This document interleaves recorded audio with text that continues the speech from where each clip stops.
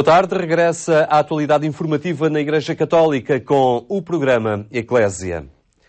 Bento XVI alerta contra as tentações do poder, do sucesso e do dinheiro que muitos pensam ser garantia de felicidade.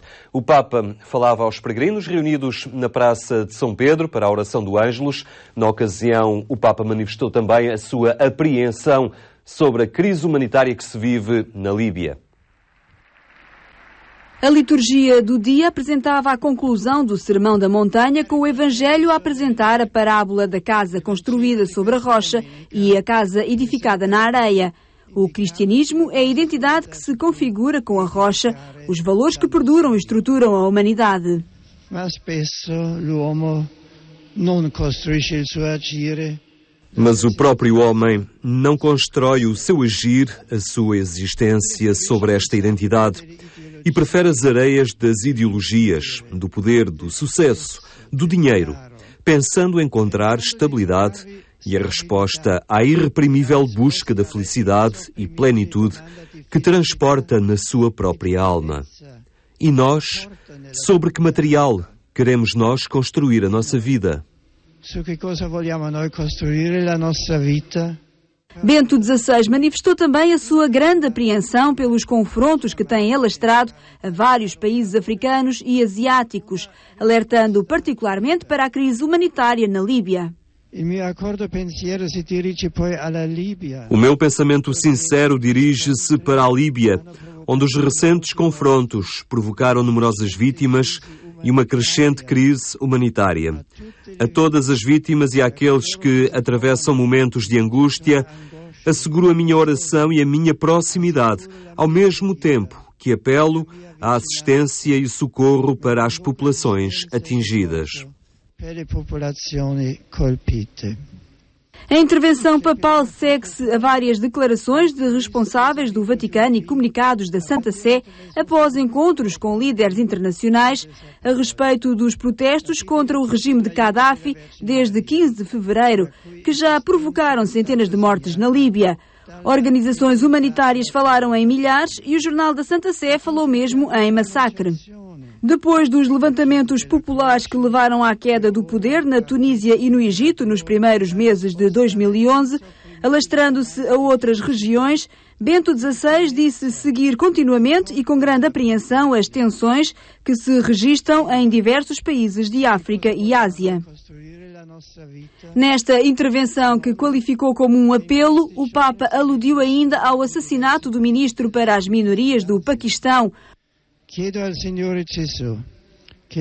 Peço ao Senhor Jesus que o comovente sacrifício da vida do ministro paquistanês Shahbaz Bhatti desperte nas consciências a coragem, o empenho para tutelar a liberdade religiosa de todos os homens e assim promover a sua igual dignidade.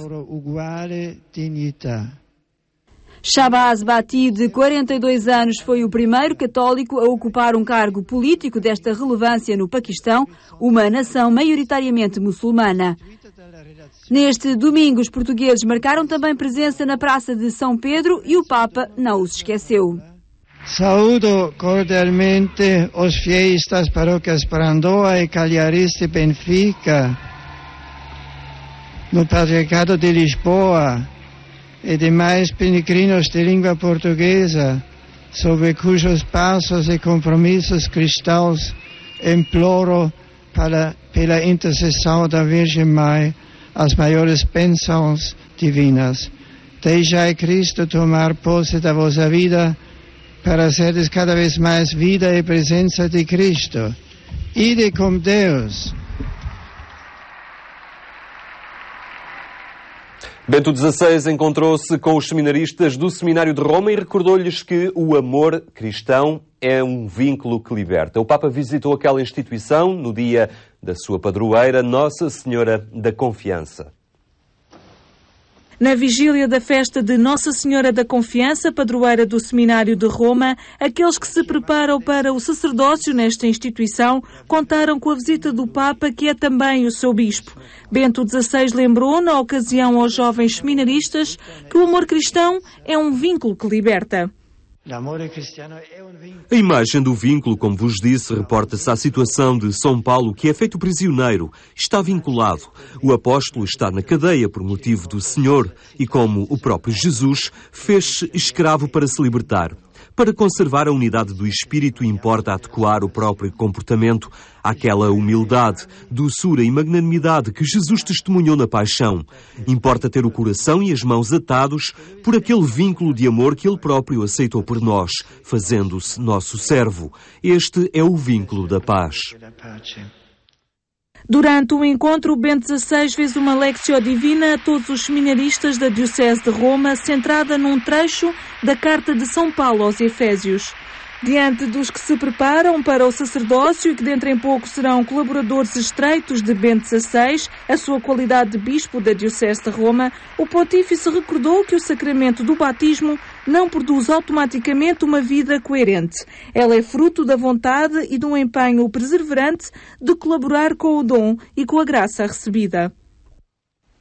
500 mil de jovens de todo o país marcaram presença naquele que foi o primeiro encontro nacional destinado aos alunos de educação moral e religiosa católica do ensino secundário. Durante 2 dias, Lisboa foi a cidade que os ajudou a descobrir e construir a beleza.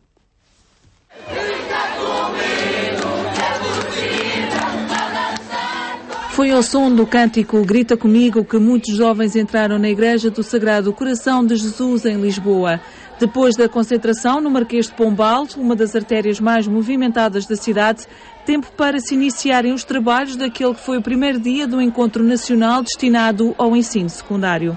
Neste tempo que vivemos, nomeadamente de crise, que se fala de uma crise não só a nível social, também a nível de valores, que está associado também ao nível social, julgo que a nossa disciplina tem um papel preponderante, tendo em conta não é propriamente um espaço de respostas, é sim um espaço que suscita as questões, para posteriormente os alunos procurarem no seu íntimo a resposta às mesmas. Portanto, julgo que faz todo o sentido a disciplina de educação moral, nomeadamente ao nível do secundário, que é aquilo que aqui se trata, tendo em conta que a carga horária possibilita também um aprofundamento das matérias a lecionar e, de alguma forma, espremer algum sumo, se me permite a expressão, no final e de alguma forma abordar temas bastante pertinentes e bastante atuais na nossa sociedade. Temos aqui alunos de todo o país, desde o Algarve a Bragança.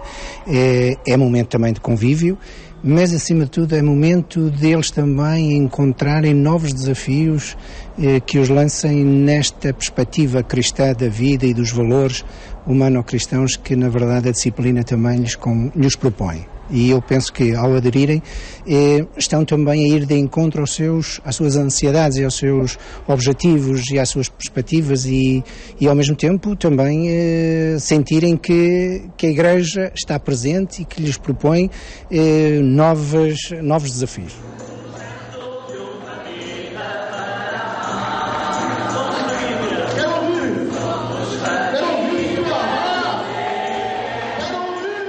Eu já tenho moral desde o 5º ano e segundo porque eu acho que a educação moral e religiosa é uma disciplina que nós podemos aprender muitas coisas e viver novas experiências como esta que nós estamos aqui em Lisboa, podemos um encontro de jovens. Eu acho que isso é muito bom. O que é que te leva também a estar presente neste encontro?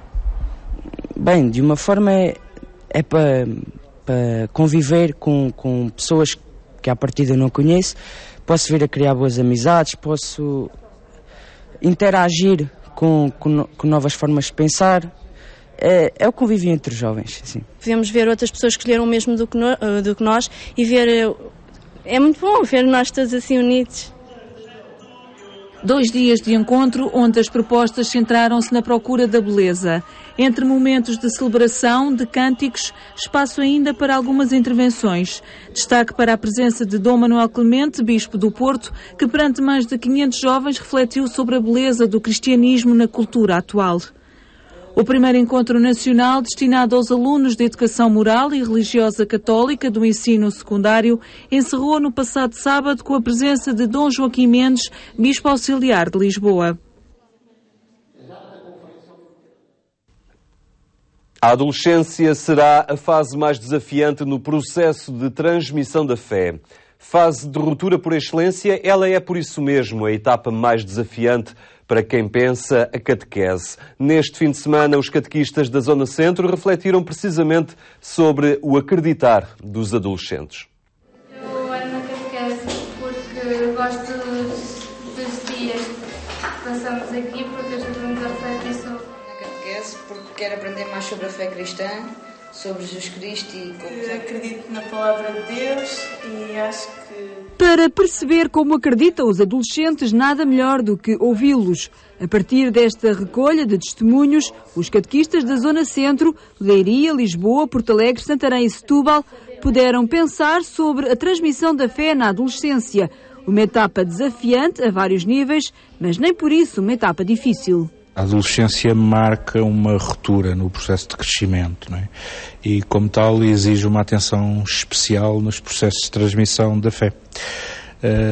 E é nesse sentido que se faz este encontro, como outros que temos feito, não é a primeira vez que falamos nisso, de pensar como numa fase de ruptura decisiva em que se levantam muitas questões, o processo de transmissão da fé pode acontecer de forma eficaz. Para alcançar esta eficácia é preciso mais do que estratégias, defende o padre Paulo Malícia, aqui responsável pela organização deste encontro. Isto não vai lá por estratégias, vai lá por uma presença de qualidade de uma igreja que está presente no concreto da vida do adolescente, para o ajudar a discernir os caminhos da própria vida. Essa é a primeira grande conclusão. Isso não implica que não haja questões mais de caráter técnico, tem a ver com a pedagogia catequética que tenham que se levar em conta nestas idades, como por exemplo a importância do grupo, que é decisiva, porque eles estão numa fase de pertença identitária muito forte. Todas as dinâmicas de grupo aqui são muito mais importantes do que, por exemplo, com adultos. Portanto, há questões técnicas, mas o essencial não são estratégias. É a forma como estamos presentes nesta fase, que não é difícil. É uma fase da esperança e cheia de esperança também. Este foi um encontro de formação e orientação pedagógica para os catequistas, que deverão ter também na sua bagagem uma experiência de vida e de fé capaz de responder e corresponder às expectativas e exigência dos adolescentes. Eu acho que o erro é pensarmos que com adolescentes e com jovens temos de ter um catequista todo para a frente, todo radical. Nós não podemos ter adolescentes a dar catequese a adolescentes. Esse é que é um erro. Agora há adolescentes com 40, 50 anos também, não é? O essencial é que o catequista de adolescentes, o catequista de jovens, tem que ser alguém experimentado na vida, com a sua iniciação cristã feita, com a sua maturidade humana e cristã já conseguida, o que não significa que não tenha um espírito jovem. Gosto também de sair com eles, de estar presente com eles, ter paciência para aquelas coisas próprias dessas idades, em que eles falam mais alto, etc, etc. Agora, o perfil do catequista é alguém com a iniciação cristã já feita, já experimentado na vida, que já experimentou alegrias e tristezas, e por isso é capaz de ser companheiro, mas também é capaz de saber guiar. Uma fé experimentada e firme que leva o adolescente a confiar e a acreditar também ele. A mesma fé enraizada e edificada em Cristo de que fala Bento XVI ao desafiar os jovens para estar com ele na Jornada Mundial da Juventude. A Igreja Católica inicia hoje o tempo quaresmal, uma caminhada de esperança em direção à Páscoa, um tempo de celebração que requer conversão para uma maior proximidade a Cristo. Os 40 dias que antecedem a Páscoa devem levar o homem a morrer para o pecado. É uma espécie de tempo onde se volta a dar brilho à vida. Um processo que passa pelo jejum, pela esmola e pela oração.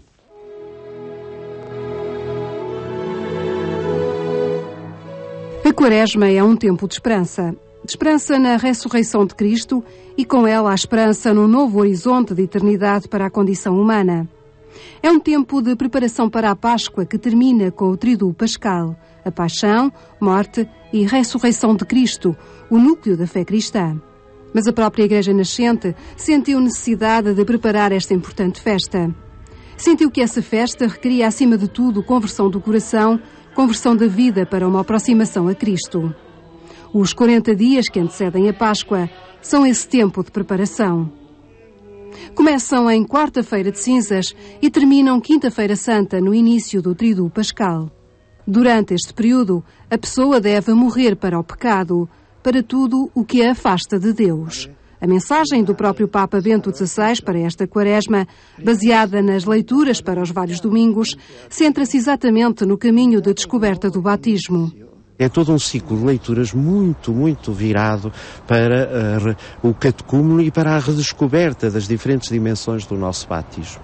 Não há transfiguração na vida, não há conversão verdadeira, quem não estiver disposto a morrer para viver. Isto é, a deixar morrer em si tudo aquilo que é o mundo, no pior sentido, tudo aquilo que nos afasta de Deus, para que em nós surja a vida de Deus. Alguns instrumentos pedagógicos ajudam homens e mulheres nessa caminhada rumo à Páscoa, rumo a Cristo. O primeiro desses instrumentos é o jejum, uma forma de privação daquilo que não é essencial. E essa privação só faz sentido aliada à esmola, o segundo desses instrumentos. A pessoa priva-se de algo para o poder partilhar com os outros. E por último, a oração. Ninguém aprofunda uma relação com Deus se não mantém contacto com Ele. São instrumentos pedagógicos que ajudam o homem a centrar a sua vida em Deus, a olhar a sua vida com profundidade, a perceber quais são as zonas, os setores, os aspectos da nossa vida que precisam de facto da graça de Deus e da intervenção divina e do nosso esforço para que isso mude e para que isso se torne mais de Cristo e à maneira de Cristo. Ora, estes instrumentos são de facto são pedagogias e mais do que pedagogias, devo dizê-lo, são de facto instrumentos da graça para que a graça de Deus venha em abundância à nossa vida. O cônego Luís Manuel compara a quaresma aos objetos de prata que muitas pessoas têm em casa. Tal como os objetos de prata que com o tempo vão oxidando e depois precisam de uma limpeza para lhes restituir o brilho e a beleza, também as vidas dos homens se vão oxidando espiritualmente na relação com Deus, na relação com os outros e na relação consigo próprios. A quaresma é o tempo dos homens readquirirem o brilho, readquirirem o sal que tempera a vida. E se pensa que esta conversa é de teólogos ou liturgistas, veja como se aplica a casos bem concretos do mundo de hoje. Hoje nós vivemos situações difíceis, mesmo ao nível económico e estrutural, que ao limite, se quisermos ser honestos, são fruto de quê? De atitudes que têm por trás uma infidelidade ao homem, à sociedade, a Deus, à dignidade humana, aos direitos de Deus e ao direito dos homens. Isto chama-se pecado. Quer dizer, quando olhamos o que foi a banca, isto tudo, o que está por trás? Gente sem valores, gente que não tem pejo em cometer a pior das fraudes. E isso chama-se pecado. Quando está em causa o bem próprio, o bem alheio, o bem das nações. Não há que dizer outra palavra.